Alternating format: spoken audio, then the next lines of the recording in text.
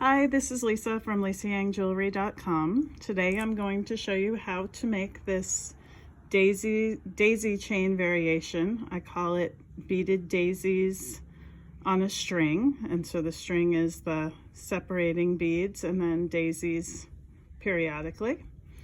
And to do that, I have my tulip size 11 beading needle, and I've threaded it with Nymo size D from the cone, and I've added a stopper bead, so that's going to keep my work from sliding off.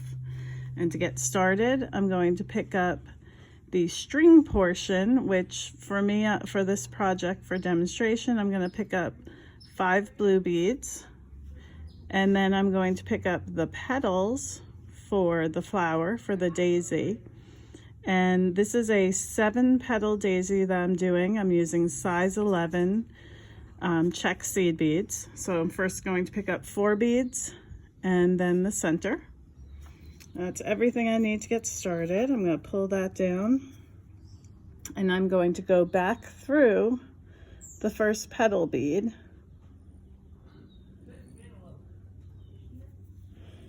And I'll pull that tight, and I'll get a nice half a circle.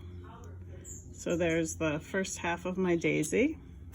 Now I'm going to pick up 3 more beads, and this is for the second half of my daisy flower. And to complete this shape, I'm going to just turn this around and go through the last petal bead that I added, and I'm going in the opposite direction. And I'm just going to pull it nice and tight. And there we go. I've got my first daisy. And I'm going to continue by adding my string separator beads, pick up 4 more white beads, which are my petal beads, 1 yellow bead for the center, go back through the first bead, add 3 more petal beads, and then pull it tight. And that's all it takes, and you continue until it's long enough.